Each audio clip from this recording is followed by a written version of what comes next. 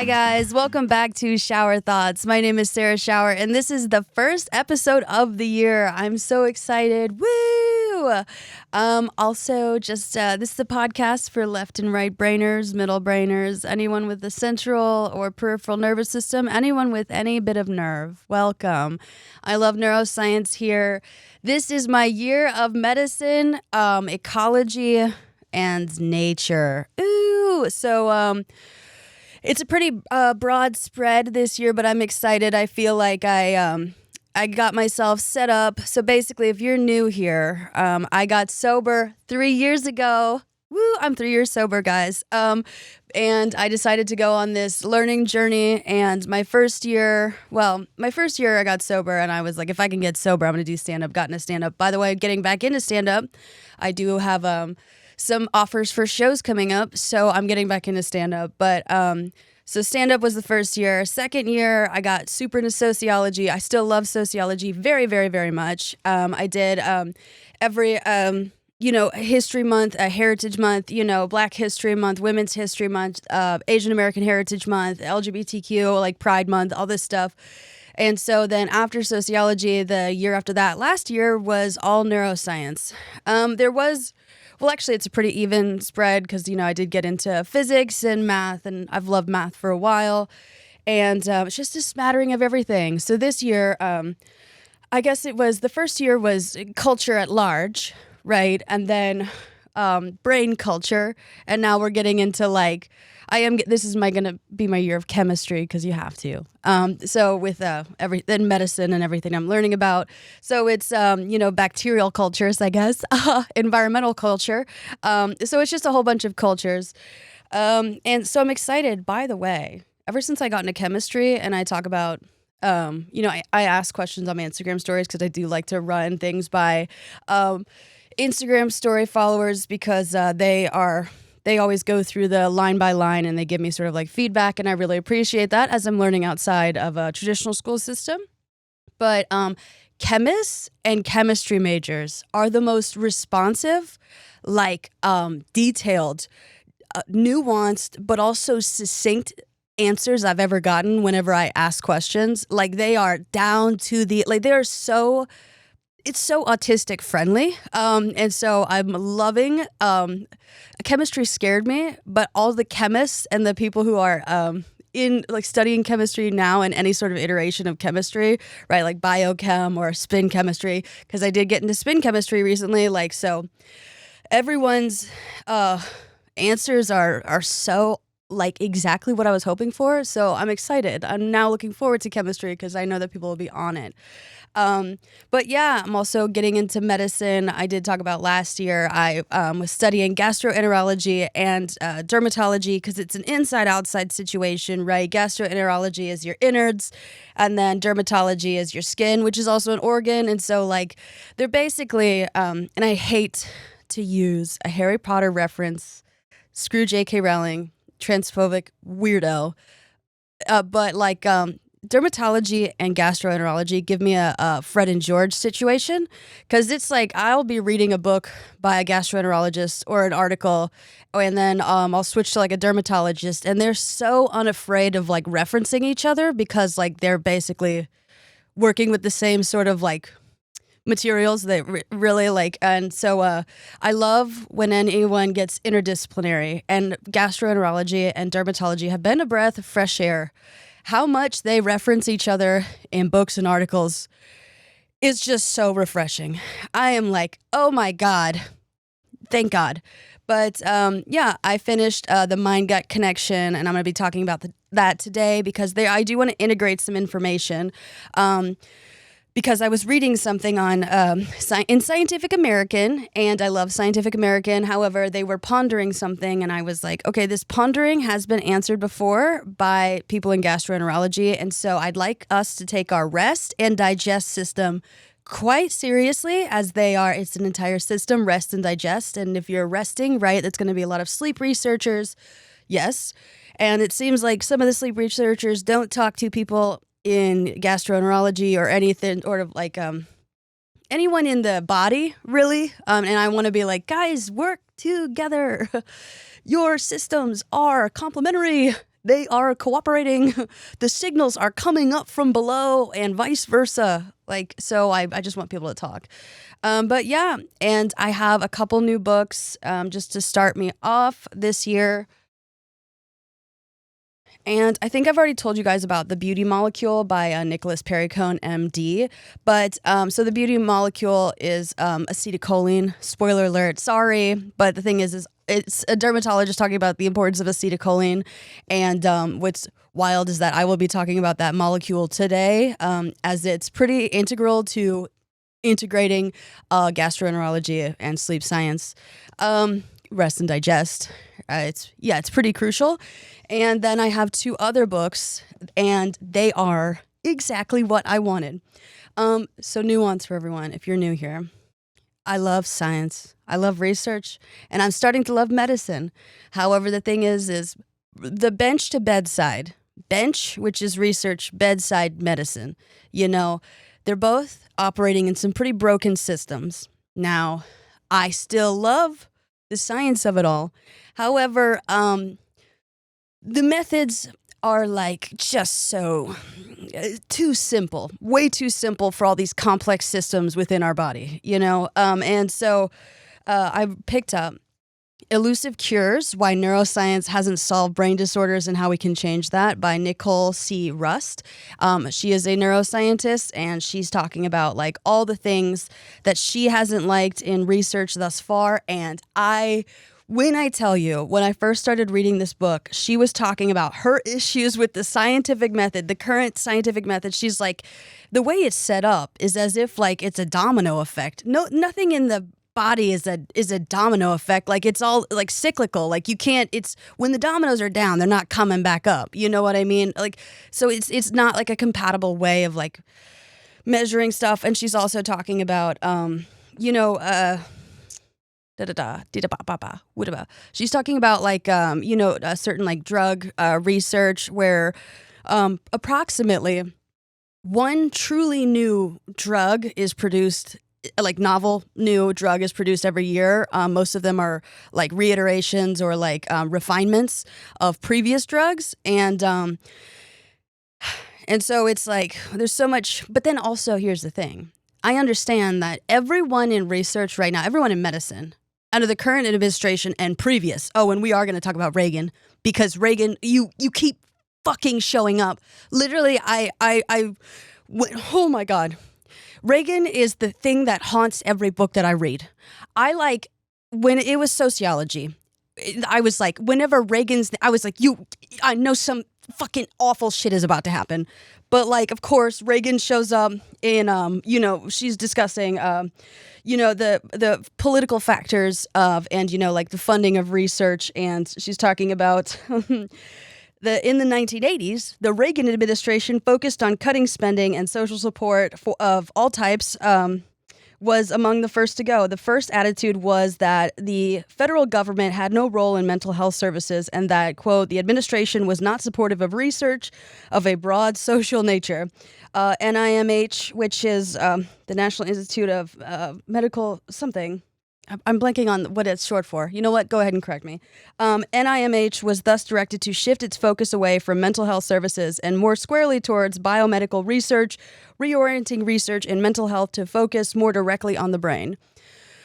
The thing is we know that he didn't want to fund anything for, mental health services in America. Because the thing is he like literally didn't care about anyone's mental health. Hence, AIDS epidemic, right? Like, he's like, just screwed over everyone, people of color, every single community of color, right? If it got them mental health help, right, then they, wouldn't be arrestable for being on drugs that were not, like, do you know what I mean? Like, so when he showed up, I was like, I literally had to stop because I was like, it's always Reagan. I feel like Josh from Drake and Josh, Reagan.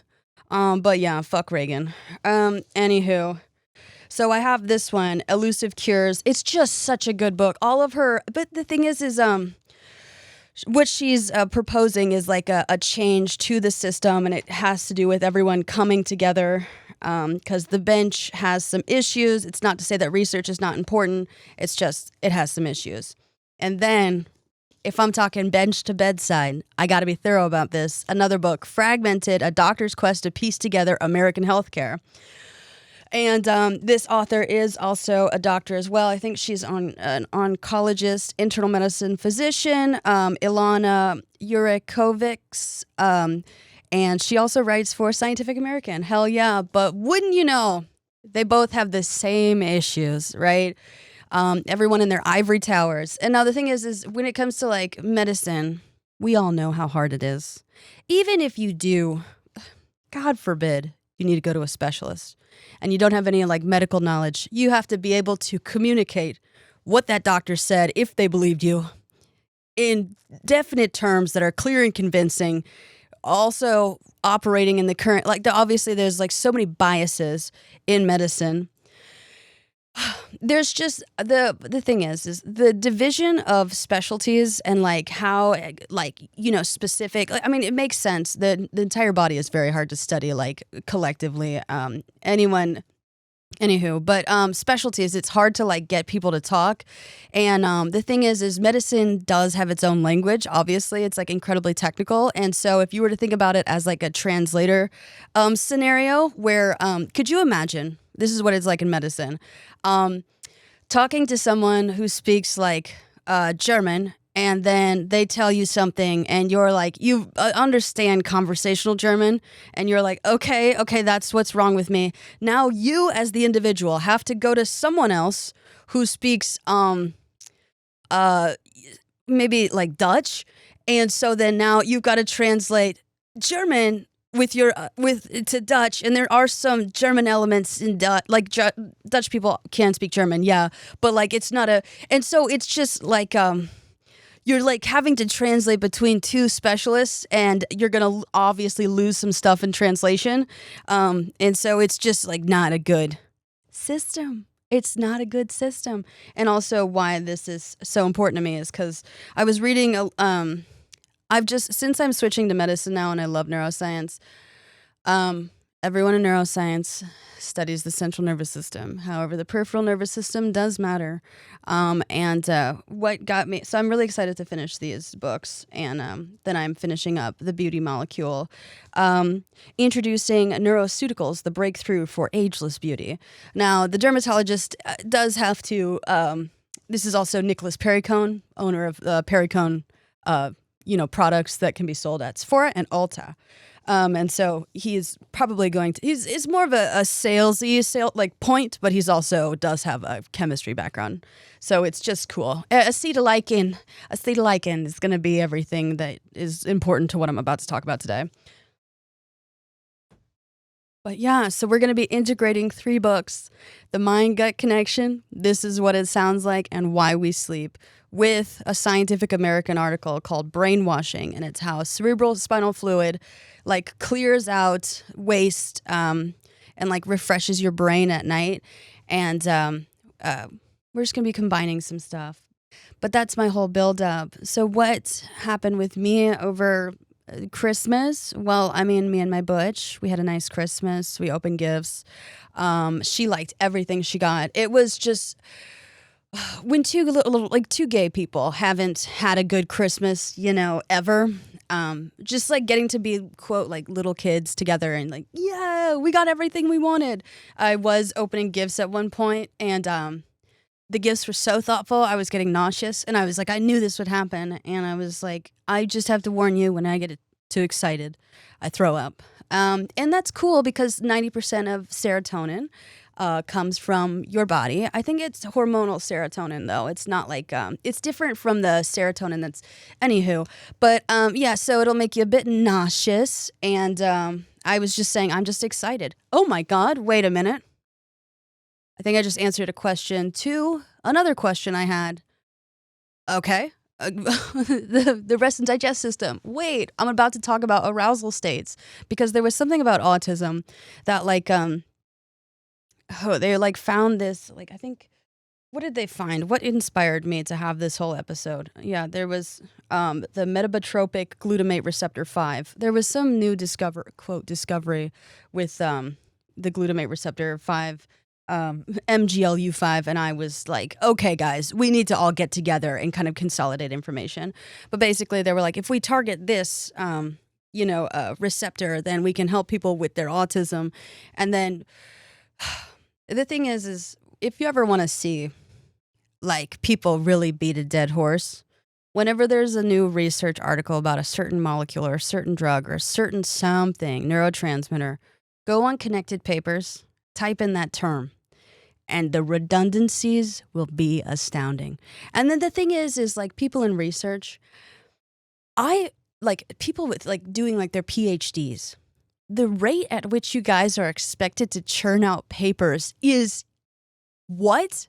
Like, I'm not even in research. Like, I'm not getting a PhD. And the system that is set up for you guys right now is the most broken thing I've ever seen in my entire life. Right? I mean, I don't even know how you guys are like surviving at this point. They've beaten the curiosity out of you. They've beaten all the sort of hope out of you. And then there's like just like all the research funding is gone, like all the positions are gone. There's like, I feel for you. I'm not even in it. And then people in medicine, it's not much better. Here's the thing. Whenever I talk about like me hating the current medical system and like research system, I hate the system, right? Not all the people in it. And this is where sociology comes in, because sometimes I like talk about what I don't like about a medicine, and then people know that my mom's a doctor and my mom is like not a good doctor. However, the thing is there's multiple layers on how I don't project my mother onto other people in medicine, right? Sometimes I do project like when smart people are condescending on smart people who are condescending, but you know the dislike of like I've feedback is so important to like how I learn now, that like I love whenever smart people just give me any information, so like I can tell when someone's being condescending versus like, oh, the language is just so technical and it seems like it's only received poorly because the information is so dense, and it's kind of like someone checking you a dumbbell. But now that I've built up the mental muscles, I can quote unquote catch. You know what I mean? But some people are condescending, so I do understand that I need to, dial it back. However, some people will tell me like, just because, some doctors suck doesn't mean that all doctors suck. I do need to remind everyone that I did start this learning journey with sociology. I understand that so I understand that not everyone is the same, right? There are like certain aspects of culture, medicine and research being a culture, that obviously I don't like. Does that mean that I dislike everyone of those cultures? No, that wouldn't make any sense. I wouldn't have gotten through the year of sociology. And then also I do have a background in statistics. I do know it's statistically unlikely for everyone to be a piece of shit. This reminds me of that tweet that I love. Surely not everyone was kung fu fighting. You know what I mean? That's surely not everyone is awful. And then also the thing is the third level to this is why I don't expect every medical professional to be like my mom. My mom is a very certain type of doctor, special, like unique type of doctor. She's a military doctor. So in the military medical system, HIPAA is not really a thing when it comes to mental health. So, and a lot of other aspects, right? And so in the military, you could pretty much tell people's business to anyone if it concerns mental health, because you'll get kicked out of the military if you got some mental health issues. Does that suck? Yes, absolutely. Ask any person who's been kicked out. They scar you for life, and then they kick you out, and then they take away your benefits, and you're like, oh, okay. But yeah, so military doctor, HIPAA, it's not really, it doesn't really apply in a lot of the mental health situations. Also, my mom ran hospitals. So like if I go to a military doctor, HIPAA is not a thing, right? And I have any sort of mental illness disturbance or something is not quite right, it would just be my doctor telling their boss, my mom. And not everyone is like running a hospital and a doctor in the military. And I do know stats and I do know sociology. So I love medical professionals. Most of you are not like my mother, obviously. Anywho, we're gonna get into today's episode, and you're like, that was such a big wind up. It's the new year. We're chatterboxes here. I'm gonna talk about molecules in a second. So nerds, gather round. I did want to say this originally was supposed to be an episode on why you can benefit from rejection, talking about like psychology and neuroscience of rejection and like prediction errors. But I'm going to save that for next time. I did also want to touch on something on TikTok that I saw that was incredible. Basically, there's this woman with buttons, and she wants to have a button for each day of the year or something like that. 365 days of buttons. And she said that something along the lines of, I just want to have a button to like remind me, to make me aware of like the days and, and then people were like, explain, wait, how does that work out? You just have a button for each day. How are you collecting the buttons? And she basically refused to answer people. And then she said something so transformative. She said, hey, so it actually only has to make sense to me, for me to do it. And I don't feel like explaining it to anyone else. That is so true. You guys don't have to explain yourself to anyone else. And I did get really autistic about this. So like, and you're like, what do you mean by that? Explain. The definition is a verb. It's to make an idea, situation, or problem clear to someone by describing it in more detail or revealing relevant facts or ideas. Some synonyms of explain are describe, spell out, clarify, unfold, clear up, simplify, gloss, interpret, decipher, decode, translate, demonstrate, show, teach, illustrate, unravel, untangle, resolve, solve, get across, get over, right? So people are asking you to simplify yourself for them. What's the gist of you? Sum yourself up in words. Or they're asking you to, or they're seeing you as a problem, right? I don't understand this. This is a problem to me. Why is this a problem to you? Why do you need to solve this? Why can't, so what is it? We want nonchalance or we want everything like spelled out for us. Because you can't be like, oh, being mysterious is like the peak of human experience. And then when you do interact with someone, you're like, solve this mystery for me. That's laziness, right? You want to be mysterious. However, you see someone who's doing something that doesn't make sense to you and you're like, explain it to me. Read between the lines or just enjoy the mystery. Like, you know what I mean? Build suspense. Also, like, just telling someone to explain yourself is, it's kind of like, they're asking you to like expose, right? Your secrets. They're basically explain yourself. Expose yourself to me. Show me your insides. Show me your reasons. Show me your lived experiences. Reveal yourself. And it's like, that's so...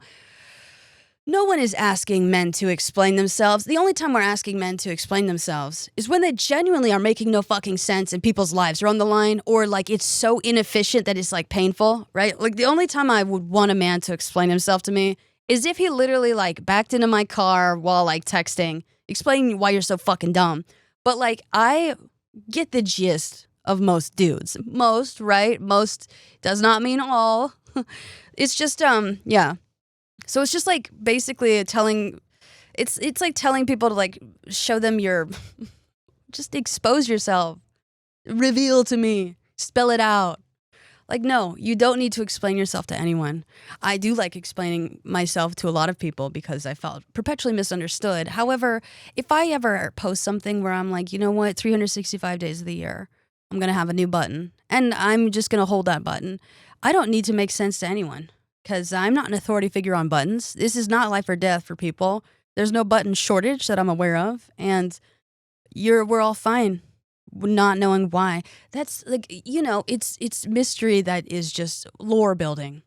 I love a good lore building thing. I'm going to do that more in the new year. I just love when someone has a really unusual thing about them that they refuse to explain. And unusual, I mean that in a very endearing way. Because the thing is whenever at this point in my internet career, whenever I meet you guys, like out in the real world, everyone is so different that I'm like, good. Like I was at like this a dyke day last year and I met someone who knew me from the internet and she looked like a pinup from like the 50s, like exact replica, like her hair was in tight spirals, like just like perfect makeup, like 50s outfit, but a lesbian. And she was like, Sarah, oh my God, I love your stuff. And I was like, you like my stuff? Your aesthetic is like, this is art. Someone who is walking art likes my stuff. When I go to book club, we'll have like annotation sessions where I teach about how I annotate. And we're swapping research information. The sheer amount of like research articles that I've gotten just from annotation sessions. And then we're running ideas by each other. One time, when I was like doing this thing with Spotify a while back, we went to Universal. And outside one of the rides, there was a mother with a baby who was like, Sarah? And I was like, you're a fan of... So I mean, like, everyone is so interesting. Have some lore. And that's what I want. Whenever I see or experience someone with lore, I'm like, this is good. This is good that this person... Like, especially if they follow me or they like say that they like my stuff. I'm like, good, because I want to... it's just like, it's good because I don't want to be parasocial. Like, your friends are a reflection of yourself. And I'm not saying that we're friends, right? Like, keep it professional. Like, there is a clear boundary here. But like, if you guys are a reflection of me and every time I meet one of you, I'm like blown away because someone's going to tell me some long ass shit about like different types of planes. Someone else is a mom with like multiple kids, like, and just like, or someone in my book club is running for a mayor position. Like, if my followers are a reflection of me, I'm doing great. This is the world I'm trying to build. Just a bunch of people who are interested, who give a fuck, learn about something, and are just, I don't even care if it's like little by little. When you guys tell me that you've read a book, when you guys tell me that you're doing well in your PhD program, when you guys tell me that you quit drinking, when you guys tell me that, you went on a date with a girl for the first time, it makes me want to take my top off. You know what I mean? I just love that you guys are thriving because, damn. Anyway, we're going to integrate some information. And I've told you guys 3 years sober. Hey, so it only has to make sense to me. Now we're going to talk about the article on brainwashing. And so, why are we starting off the new year with this? Because I tell you guys how much I'd like to integrate some info. And we're going to do it right now. So this is an article by Scientific American. And I love Scientific American. If you're watching this, I love you. Okay. So this is an article from August 19th, 2025. How your brain's nightly cleanse keeps it healthy. Washing waste from the brain is an essential function of sleep, and it could help ward off dementia. At this point, I think a lot of things, like the tagline, this could ward off dementia or Alzheimer's, is just everywhere for any sort of like neuroscience research, which is great. And I'm not complaining, we need more dementia or also, anyway. But like I'm saying, I think a lot of things could ward off dementia.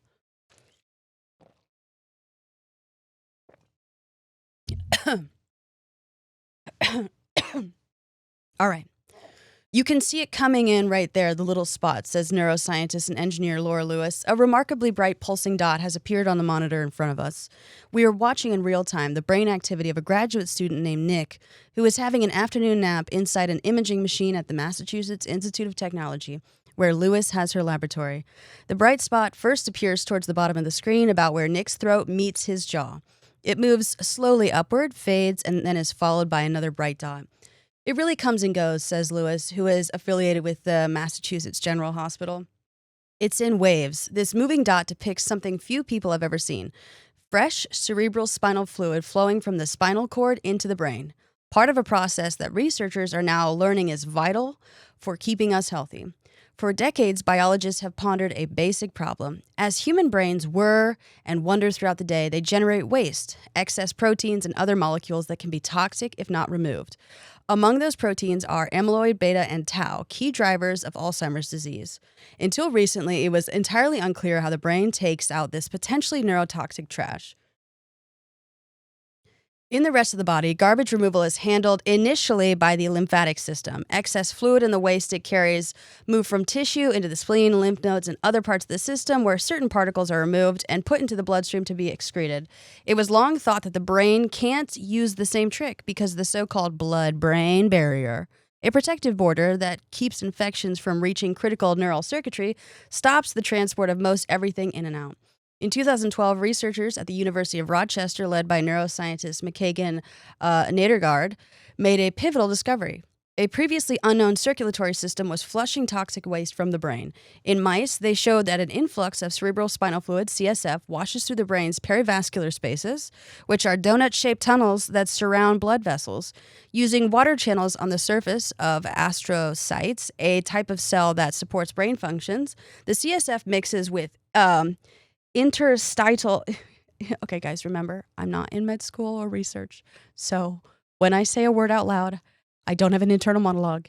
And you guys have now started messaging me how to pronounce words, and I appreciate it.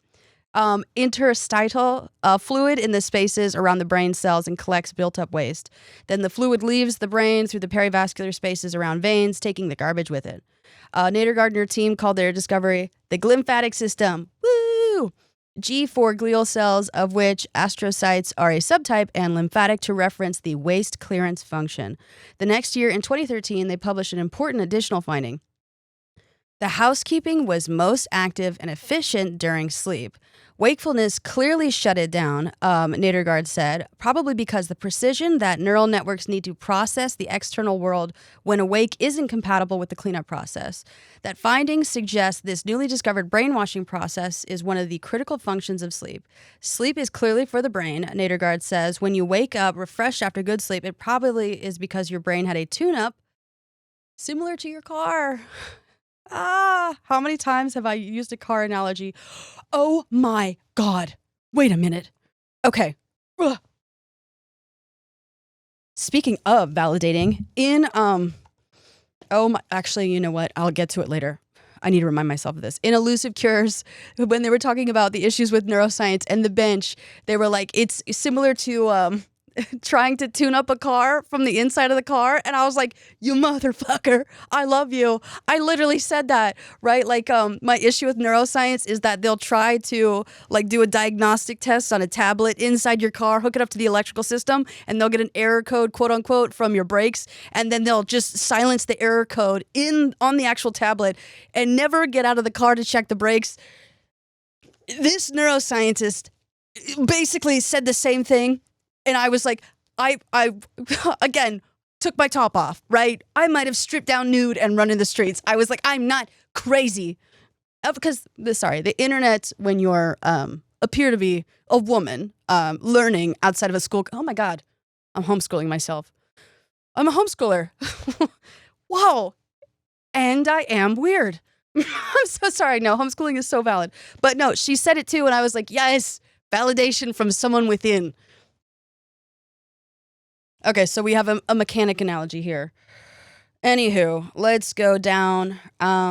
The significance of the glymphatic system is considerable. If waste clearance is an essential function of human sleep, then a dysfunction in the system probably relates to many neurological and psychiatric disorders, including Alzheimer's. Glymphatic impairment could explain why the aging brain accumulates the amyloid plaques and tau tangles that trigger Alzheimer's.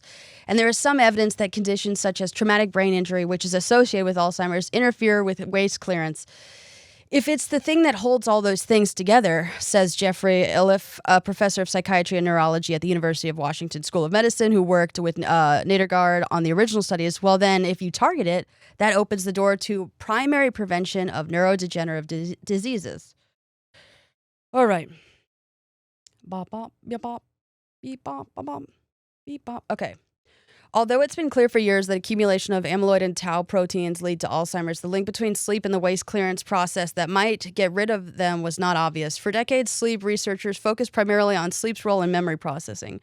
For their part, biologists who studied the blood-brain barrier knew that they were perivascular spaces surrounding blood vessels like loose sheaths, but they didn't know what purpose those spaces served and largely discounted the idea that they were conduits for fluid, Iliff said. They didn't see how dynamic it was. You don't say that they didn't see how dynamic it was. Early on, Nadergaard and Iliff, a glial cell biologist and a vascular physiologist, respectively, hypothesized that waste clearance might actually require wakefulness. They mistakenly reasoned that the brain is less active during sleep, and therefore the glymphatic function would be lower at night. We're going to keep going. Later in the article, it says, Lewis found that CSF also flows when people are awake, but less effectively. It's always moving a little, but then when you fall asleep, a new cycle starts, she says. The difference in fluid movement is like the change when a washing machine switches from light jiggling to full-on rotation, at which point more water pours in and out. Lewis's conclusion, sleep, a state that is essential for human health, has a distinct pattern of CSF flow, and that pattern changes as the stages of sleep shift. It's not a coincidence, she says. It's actually the same brain circuits that are controlling sleep that seem to also be engaged in controlling the flow. But what is the source of the elbow grease necessary to do the cleaning? Unlike the blood, which is pumped through the body with great force by the heart, the cerebrospinal fluid is more like water in a bathtub, or a slow-moving river with many tributaries. Where is the force coming from, Lewis asks. One guess is the neurotransmitter norepinephrine, or noradrenaline, which is a good guess. And it's a bit true. Norepinephrine. So, there's also an image. It talks about slow wave sleep power. Sleep occurs in 4 stages, each characterized by a distinct pattern of electrical activity. Each full cycle of sleep stages lasts about 90 minutes. During stage 2 and 3 sleep, large waves of electrical activity sweep across the brain, helping to integrate memories. Recent research reveals that these waves propel blood and simultaneously cerebral spinal fluid through the brain. This is talking about the electrical activity. 3 types of brain waves in stage 2 and stage 3 are associated with distinct parts of the brain. In stage 2, intermittent slow waves, bottom row, which is the diagram, pulse every 20 to 30 seconds in the cerebral cortex, and then the waves bunch closer together in deeper stage 3 sleep.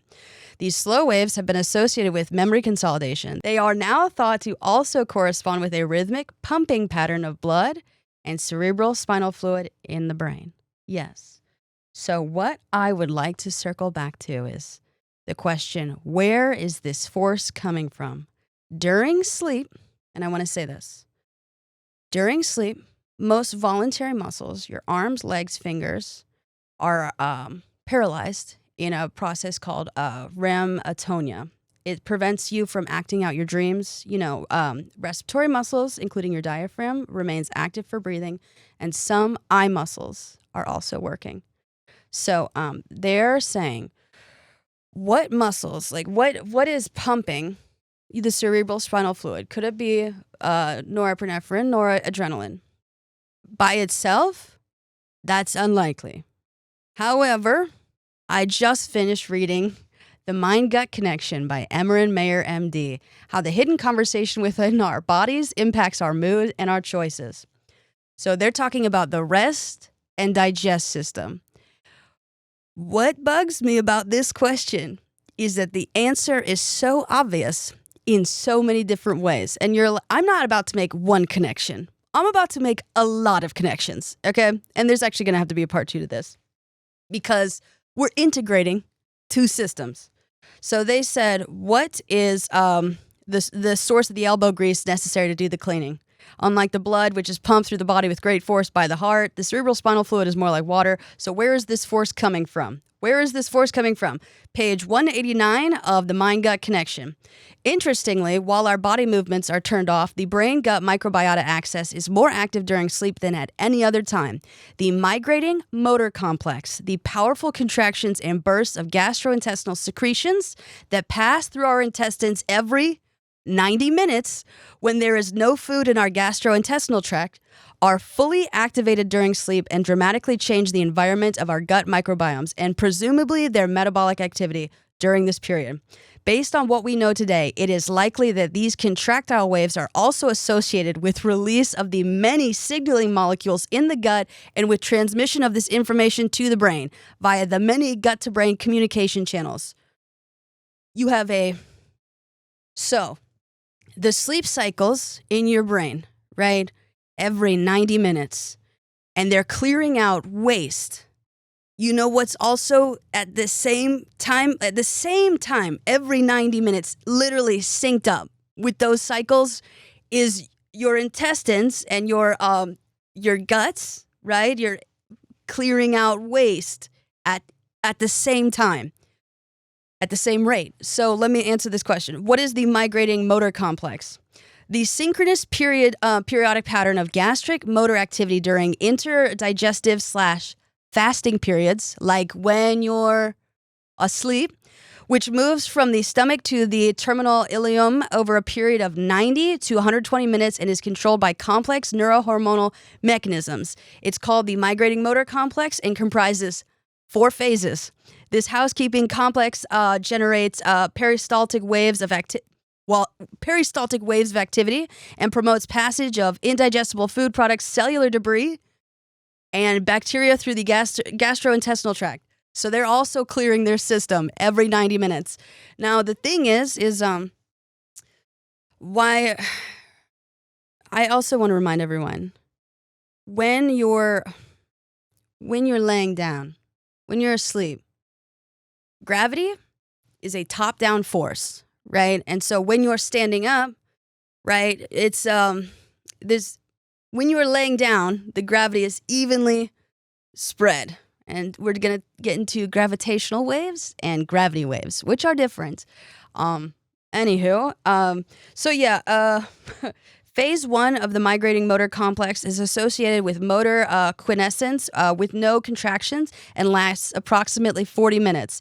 Phase 2 is characterized by random contractions and lasts approximately 50 minutes. And phase 3 is characterized by regular contractions with maximal amplitude for approximately 5 to 10 minutes, followed by phase 4, a rapid decrease of the contractions, which may be absent or very short and therefore unpredictable.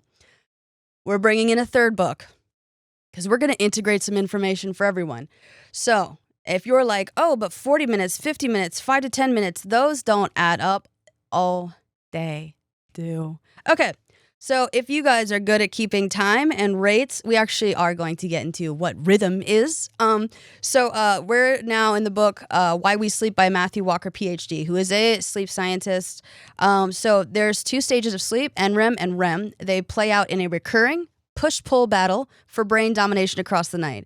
The cerebral war between the two is won and lost every 90 minutes, ruled first by NREM sleep, followed by the comeback of REM sleep. Now, here's the thing of why I really wanted to say this. I'm going to give Matthew Walker some slack, even though his book does have some flaws. His book came out 2017.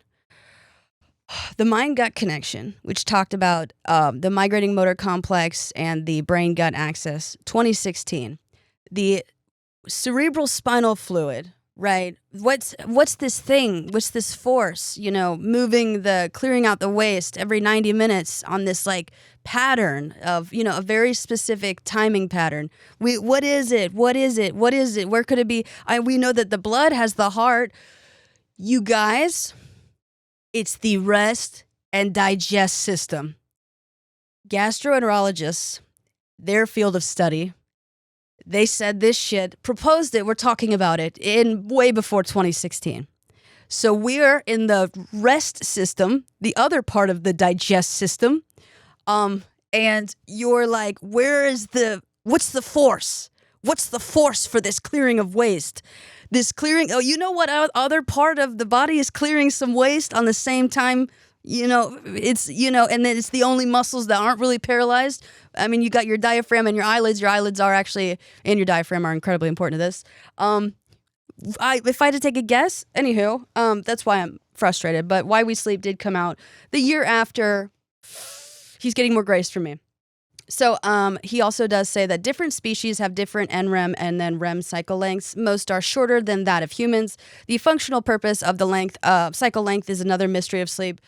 To date, the best predictor of NREM to REM sleep cycle length is the width of the brainstem, with those species possessing wider brainstems having longer cycle lengths. And then I just said Sarah interlude. Brainstem width changes, narrowing or widening due to aging disease like Parkinson's tumors, alcohol abuse, cerebral palsy, or injury affect vital functions like balance, walking, respiration, heart rate, vision, hearing, and sleep, often leading to impaired motor control, slower movement, and gait issues.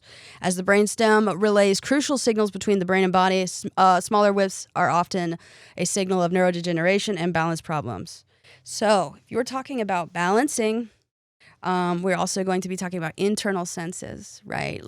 It's not just, so we will be talking, everyone's like, you did sleep gating. It's like, sensory gating, where most of your external senses get cut off. Yes, we need nuance here.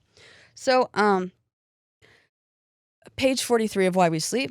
The cause is another peculiar feature of sleep, a lopsided profile of sleep stages. While it is true that we flip-flop back and forth between NREM and REM sleep throughout the night every 90 minutes, the ratio of NREM sleep to REM sleep within each 90-minute cycle changes dramatically across the night.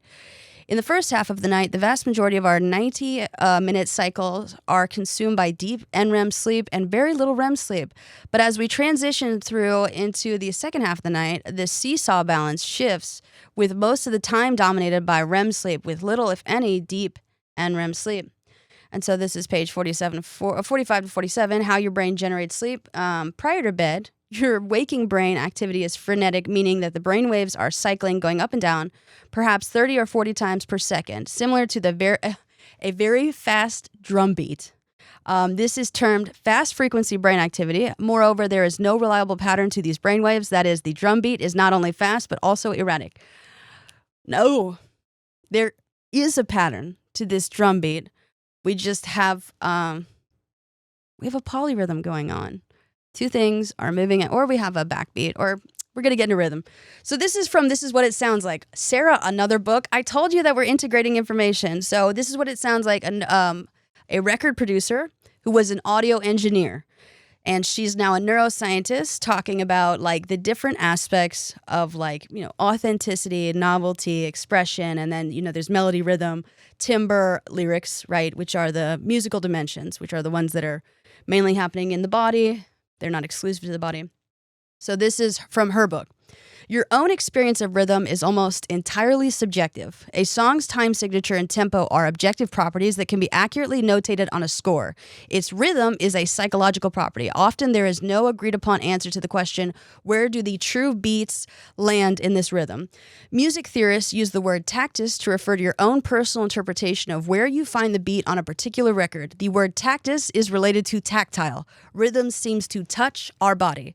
Yes. And so the thing is tactile, right? And so inside, outside situation. So your skin, right? And then also your organs. And then also we can talk about, is it epithelium? Basically your brain is made from the same material as like skin and organs in utero. I'll correct that if it's wrong. It's something about something. Anyway, so this is an edit I wanted to propose for her book. She was talking about the auditory cortex, specifically about perceiving sound exclusively from the eardrums. She only talked about the eardrums, the auditory cortex. However, the thing is the auditory cortex is the sum total of where sound waves are coming from. The thing is she talks about beat deafness, and some people are unable to experience tactus. However, tactus is purely subjective. Also, if you are deaf, you can still experience music by what? Vibrations, okay? It's not just you can feel it, right? It moves you. So there's, movement coming from, in this sense, coming from inside the body, right? So your innards, we'll get into it. So you experience tactus, not just outside touch, but also inside touch. I mean, the thing is there's different types of touch sensors in your body, but you can still feel things like your guts moving from inside. We have interoception, proprioception. We have, we'll get into it. So the nuance, during sleep, touch sensation is significantly reduced compared to wakefulness due to a process called sensory gating, where the brain actively mutes external stimuli to maintain sleep, okay? Internal stimuli, not on mute, right? So like sight, like all this external stuff is tuned out. Internal stuff still very much online, okay? So thank God for internal stimuli and senses, interoception, which refers to the sensing of visceral signals from the inner body in contrast with exteroceptive senses, including touch, vision, hearing, smell, and with proprioceptive signals about the spatial location of body parts from joints, tendons, and muscles. So proprioception, most skeletal muscles are paralyzed. However, diaphragm and your eyes, extraocular muscles, they're not. And so those are like, the thing is your diaphragm is voluntary and involuntary. You can control your rate of breathing, and just so you don't suffocate in the night. So there are muscles moving internally and you're still sensing internally. Okay, there's still visceral signals coming up from the guts. Viscera. Yes, okay? So the measurement of interoception has focused on quantifying individual differences in interoceptive sensitivity, most frequently assessed using tests on how well a person can perceive their heartbeat at rest, perhaps as heartbeats are discrete and easily measurable. Let's go back to this is what it sounds like. So the thing is she was talking about rhythm is entirely subjective. However, time signature and tempo are objective properties. This just said the measurement of interoception has focused on quantifying individual differences in interoceptive sensitivity, most frequently assessed using tests of how well a person can perceive their heartbeat at rest, perhaps as heartbeats are discrete and easily measurable. So your heartbeat, right, is going to be setting the time signature, tempo, right? However, rhythm is a subjective, quality. So yeah. Back to this is what it sounds like. All of us experience the feeling of silk as smooth or burlap as rough, but the tactile experiences of more complex textures like denim, corduroy, or jersey knits varies from person to person. Textures, right? So the thing is what I want to bring up, the article that set this all off, is they're talking about how to cure or help people with autism, and they were talking about the GLU5 receptors, and there was something about autism lumped together with, again, if you go on fucking Connected Papers, type in GLU5 receptor, you're going to see a whole bunch of redundancies. This receptor is helpful for alcohol abuse, schizophrenia, something about cocaine, nicotine addiction, methamphetamine, glutamate, 5 receptors. The thing is where autism comes in is that it's going to take them forever to realize autistic people mainly eat shit based off what? Texture. Okay? So there's also internal textures that you can feel. I mean, the thing is I don't think, taste buds and then how it feels going down the esophagus. I didn't like how that felt. Okay. So touch sense is not just external. So we're talking textures now. However, she is talking external textures. We're going to be applying this internally. Depending on our personal sense of touch, we may feel these textures as smoother or rougher than others feel them. Likewise, for records with simple, steady rhythms, most listeners will share a common tactus, but for more complex rhythms, we may feel the beat in our own way. So simple, steady rhythms, most listeners will share a common tactus. So you're going to be talking about, in this analogy, simple, steady rhythm is going to be heart rate, right? Okay? So that's going to be the tempo and then the time signature. Well, actually, time signature we'll get into. So yeah, but we have more complex rhythms. Okay, so there's going to be something else coming up. So the way you move in time to music is distinctive, a reflection of a deeply personal relationship between music, your body, and the unique wiring of your brain. A listener tapping on the downbeat in Stoned and Starving feels a different tactus than someone tapping on all 4 beats in a bar, and they both feel a different tactus than someone who taps along to the 8 hits or of the hi-hat. We can observe this variability in rhythm perception in laboratory experiments that examine people's ability to keep time with a beat. When listeners are asked to tap along with the unvarying, evenly spaced ticks of a metronome, we all experience the same tactus. Everyone taps once per tick. The metronome provides an objective beat that we can all agree upon. Right? The BPM. Anyone come up to me, put their hand, you got to be good at counting and keeping time. Well, my BPM, my Apple Watch, that's going to tell me objectively, here's this beat, right? Oh my God, your heart rate is 175. You need to chill out. I can't chill out. Look at the state of the world. No, yeah. So we got heart rate and blood pumping. And then the blood pumping that's going to be our steady, anywho, we'll get into it. There's a difference between the objective beat of a metronome and the subjective beat we perceive. So they're talking about the rhythm, right, of cerebrospinal fluid. So in the recording studio, this is what it sounds like. Rhythm is expressed through 2 types of performance gestures. Accents, which are loud beats versus soft beats, and timing.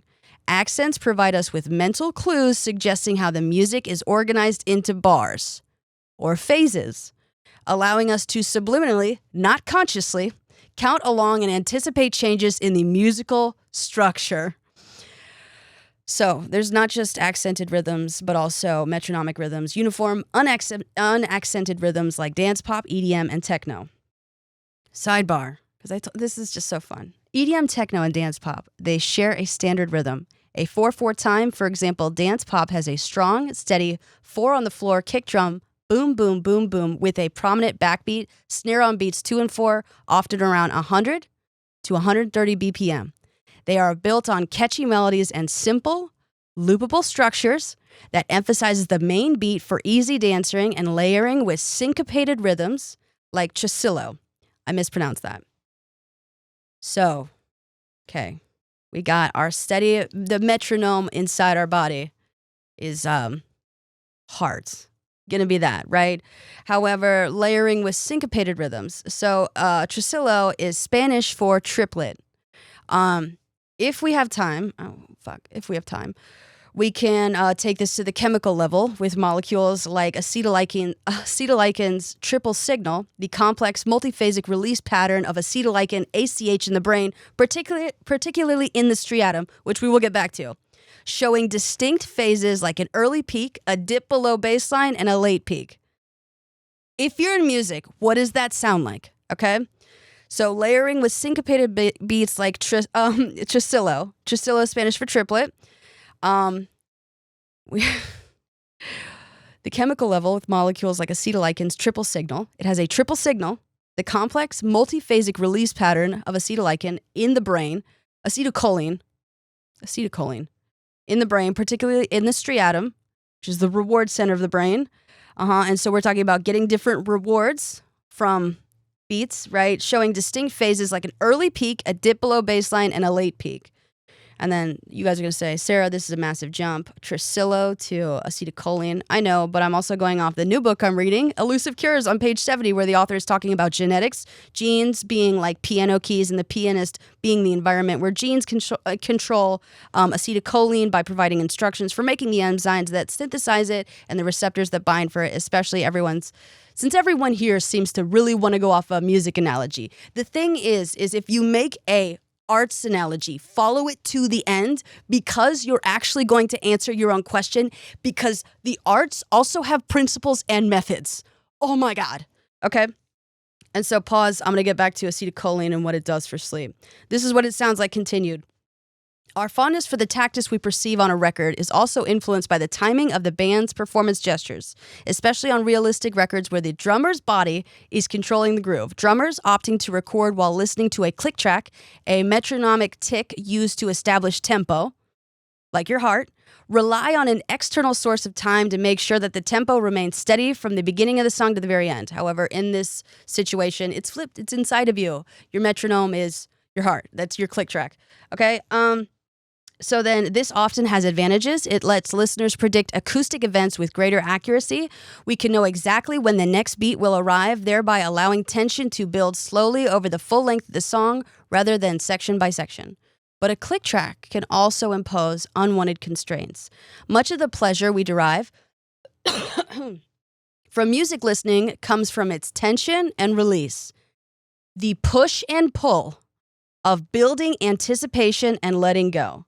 What was that about push and pull for sleep every single night between REM and NREM? Yes, okay. And also they said it was like a drummer's beat in Why We Sleep, a very like a frenetic beat. It's like a very fast beat. So we're bringing this all together, okay? So again, much of the pleasure we derive from music listening comes from its tension and release, the push and pull of building anticipation and letting go. Okay, so pleasure. So we're talking about dopamine and the striatum and acetylcholine, which involves the striatum and anticipation. Tension and release can be expressed by varying the time as well as the intensity of music's beats. Typically, drummers induce tension by speeding up as they approach the end of a section, then giving us a sigh of release, subtly reducing their speed as the next section gets underway. A click track might eliminate the elasticity, the push and pull over time, in a rhythm. But even if the song's tempo is steady, producers can still introduce elasticity by asking the drummer to put his snare a little bit behind the beat or to push the hi-hat. Slow it down or speed it up. Okay? All right. Back to acetylcholine.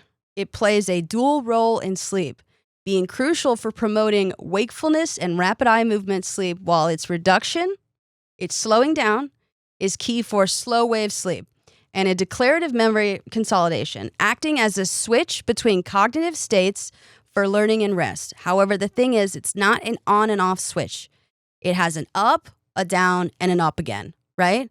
So it fades. And so if you're talking about a hi-hat, which is a cymbal, right, that can like speed it up, or it can slow it down, right, and we have a kick drum. Or a snare, sorry. And levels peak during waking and REM, supporting cortical activation for alertness and dreaming, but dropping significantly during slow wave sleep, allowing the brain to process and store new memories. This is what acetylicin. What the fuck am I saying? So this is the role in sleep stages. Acetylcholine's role in sleep stages. Wakefulness and REM sleep. High ACH, cholinergic neurons in the brainstem and basal forebrain release ACH, activating the cortex. This high ACH tone promotes cortical activation similar to wakefulness, enabling the vivid, conscious-like experiences of REM sleep and dreaming. It helps maintain attention, learning, and memory during waking, and potentially helps consolidate memories during REM. Non-REM sleep, low ACH. During slow wave sleep, ACH levels decrease significantly, especially in the hippocampus.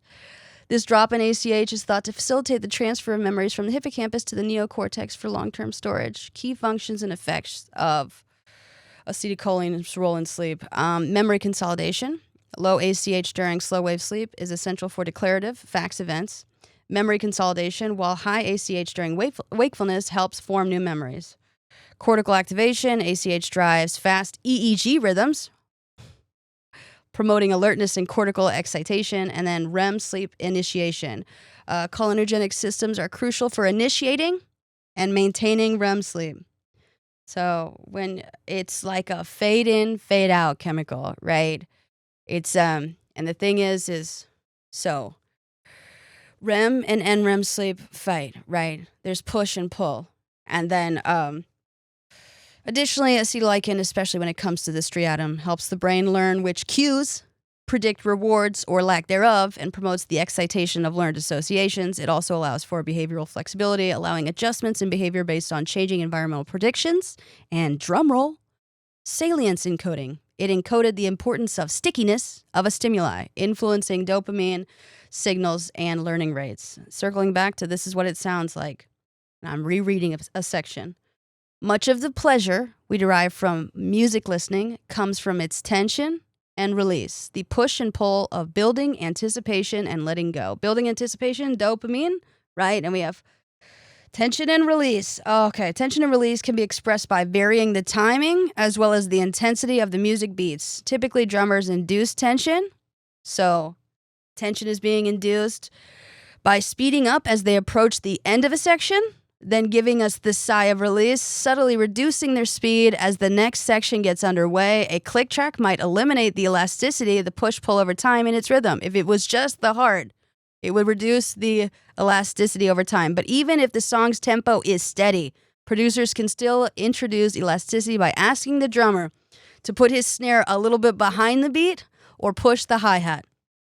So a snare drum produces a short, bright sound. A hi-hat is a pair of cymbals mounted on a stand controlled by a foot pedal that creates rhythmic sounds in a drum kit. It's essentially for keeping time and adding texture, producing a crisp chick when closed with the pedal and a psh when open, or a stick sound when hit.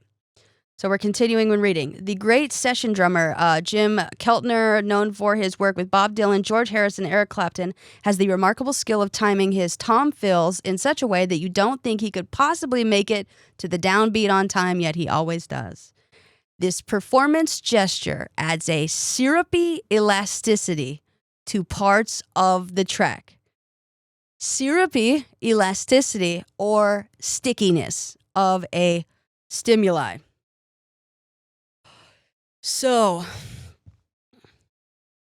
acetylcholine activate like neurotransmitter in the striatum. Striatum, reward center. Okay, it's especially active during sleep. Continued reading from page 158. The human affection for dancing, this is going to talk about dancing, has promoted many music scientists to declare that we cannot truly understand our relationship with music unless we consider how music makes us move. So in sleep, most of your muscles are paralyzed, except we got our diaphragm. I mean, we got our heart always going because, she can't stop. She can't stop the beat. She can't stop. Okay. And then also we got our diaphragm. And what else? Our eyes. Fuck. I just did a little eye roll, and this is a podcast. So dance music usually features a 4/4 or 2/4 time signature. There's a biological explanation for this. The bilateral design of the human body is perfectly suited for moving in sync with an even number of beats per bar. Almost all human locomotion, including crawling, walking, jogging, and sprinting, alternates between moving the limbs on the left side of our body and the limbs on the right side. Walking, for example, employs 4 movements in a repeated patterns: right foot down, left foot up, left foot down, right foot up. If we count each up or down motion of a leg as distinct beats, then we naturally walk to a 4/4 time signature. If your foot hits the floor on the down beats, 1, 2, 3, 4, then your knees will reach their maximum height on the back beats, 1, 2, 3, 4. Dance music relies on I didn't do that in time, but I'm trying to just get through this. Dance music relies on the fact that our bodies have certain rates at which we prefer to move our symmetric limbs. It was once thought that the humans preferred musical tempos that match our heart rate, but that's not true. The adult resting heart rate hovers around an average of 72 beats per minute, BPM. Adults' preferred dance tempo, however, is closer to an average of 123 BPM, roughly the speed of a brisk walk. The average spontaneous tapping rate across listeners is around 100 BPM. Now, during sleep, almost all skeletal muscles are paralyzed except the diaphragm and extraocular muscles, controlled by 3 cranial nerves: the ocular motor nerve, CN3, the trochlear nerve, CN4, and the abducens nerve, CN6, which are peripheral nerves originating in the brainstem to direct eye movement, eyelid elevation, and pupil constriction. They also are on both sides of your body, right? So the locomotion continues with the eye movements, right? And so rapid eye movements. I wonder what the rate of rapid eye movements, basically, we're going to talk about how, God. So when hand-eye coordination, right? Being able to depth of field, what is serving, what is online that's a bilateral movement during sleep that's directing the rhythm that we're moving to. It's going to be our eyes. It's going to be our eyes. However, I'm going to pause right here because I just got to a 1 hour and 11 minutes. We're going to bring together the mind-gut connection and neuroscience and tempo and all this stuff. Next time, we are going to put some beats together. So we're going to go through the sleep-wake, the sleep cycles, right? All the different stages of sleep, when things start to pick up, when they transition, what's happening in the brain, what's happening in the body, when things are fading in and out, what muscles are moving, right? The different molecules, where they originate from and where they're being received, and then vice versa. So we're going to talk about, feedback loops, and basically why, if you don't experience REM, and then this is also screw it. We can also bring in the GLU5 rant, glutamate. So they're talking about, so let me just tell you guys before I get into that rant. Next week, we are going to talk about adenosine, the medulla oblongata, the ocular cardiac reflex, and of course, the suprachiasmatic nucleus, SCN. I need to remind you guys I'm not in school for this, so this is the first time I'm saying it out loud. However, I do understand the concept. If anyone wants to have a conversation about neuroscience, that's what we're going to be talking about next time. Sleep-wake pressure and applying pressure to different instruments and how it creates different sounds. So basically, I'm going to be overlapping the beats from the enteric nervous system, the second brain, and how when you turn an instrument on its side and all the anti-gravity muscles, sands, eyes, well, actually your ocular motor, it's gravity independent. Basically, how a fluid is distributed and when gravity...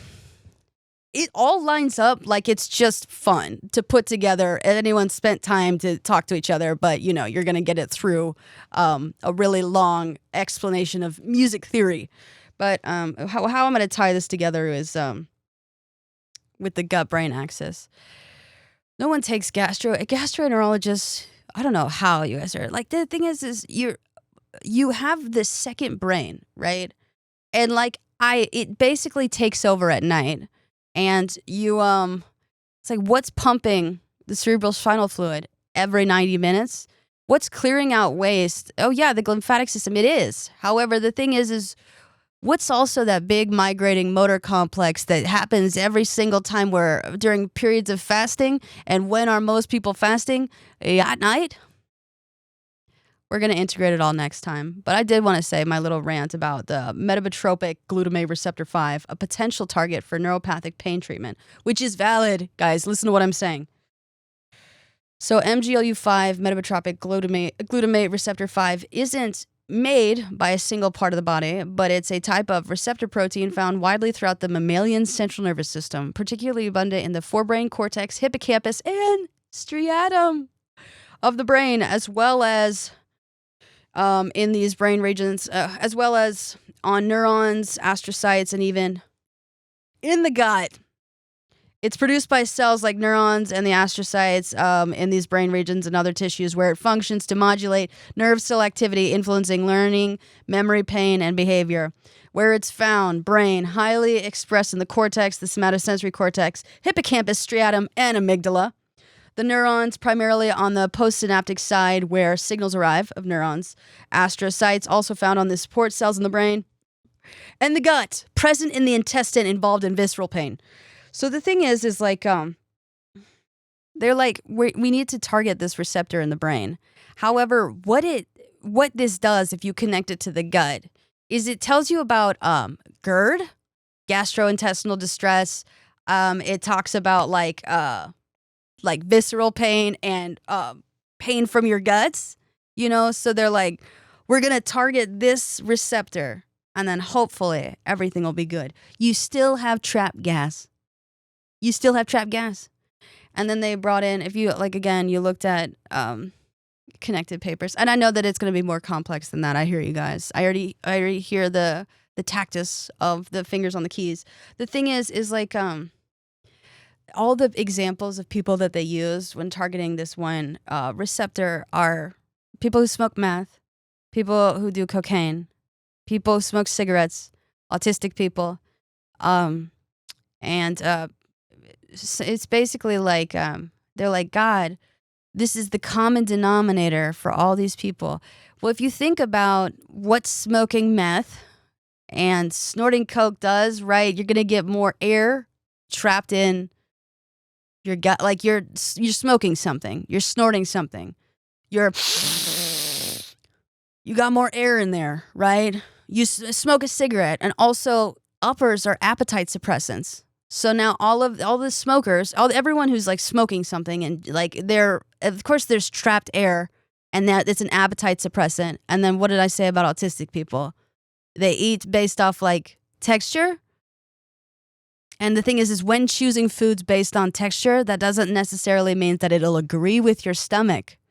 And there's more to it, but I'm like, okay, let's all modulate that in the brain. I don't know. There's still a gas leak. There's still it's still going to be like slow motility. Well, actually, no. If you're taking stimulants, you're probably going to poop more regularly than others. It's painkillers that you really got to, watch out for, like your poop cycles. Basically, so a lot of you are going to ask, Wait, so does that mean that you actually shouldn't eat before you go to sleep? That's what I'm understanding. The doctor in the mind gut connection didn't say like what the time period should be. I think it's for the stomach specifically. Intestines, I think, are about like 24 hours. Or am I swapping that? So basically, look it up, search gastroenterology, because if it comes from neuroscientists, they don't integrate information that much, and just look at the publication date. So I don't think you're really supposed to eat before you go to sleep, just so, when it comes to the sleep-wake cycle, like the rest and digest is so it can clear out the waste. Like imagine like a little street sweeper. They're like, well, gotta do this. And then once they clear out and then it triggers brain. And so then now you're refreshing the cerebral. So it's a whole bunch of body street sweepers.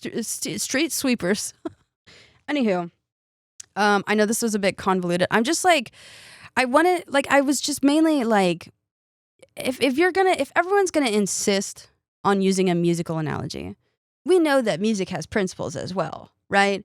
And so like, you're like, the thing is if you follow the musical analogy to the end, right? You have time signatures, you have like the metronome, the unaccented beats, unless you have tachycardia or you got like an irregular heartbeat, then I was gonna make then you do dance to the beat of your own drum. You've got your you know what? But I'm saying the migrating motor complex with the bursts of contractions, right? We got us a hi-hat or a snare drum situation going on, and it's just pivoting right in the music. And so the different tones. And the thing is also I read on muscle. And when it comes to like tones of the actual tone, the sound of the tone that you make does relate to your muscle tone. It's just like, does anyone talk to each other? But yeah, we're going to integrate it all. I just did this setup. There's 3 books that we're all sewing together, weaving together. The thing is you're not as strong as your weakest link. If you weave together information, you wedge that link in between the other links that are analogous, congruent, similar in certain respects and values, and you can hold that chain there.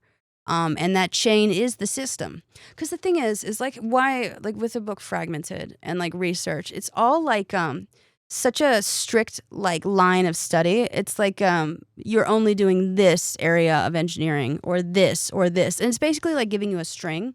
However, when you weave together the information is when you see the full picture, right? And you see like an integrated understanding of that. There was bioelectromagnetism has this like there was like this. I love when someone does like a interdisciplinary weave because they're talking about bioelectromagnetism, and there's like bioelectricity and then there's biomagnetism, and then on the right is like biomagnetism. So they both overlap at biomagnetism, and then it's just like talking about like heart, and then how it relates to separately like the lungs, and then other things. Anywho, it's cool. I love when someone does like a chaotic neutral, lawful evil sort of thing with all the systems going on in the body, because it's like, all right, let's full picture of like, here's our characters that we're working with. Anywho, hopefully that made sense. Hope you guys enjoyed that. You're like, that was a long ass. I know, guys. I know. But it's my podcast, and I can do what I want. I hope you guys learned something, or you're about to learn something, or you're trying to weave it all together.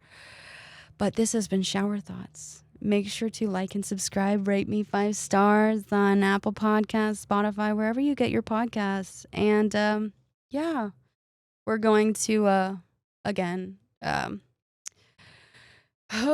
basically, you know what?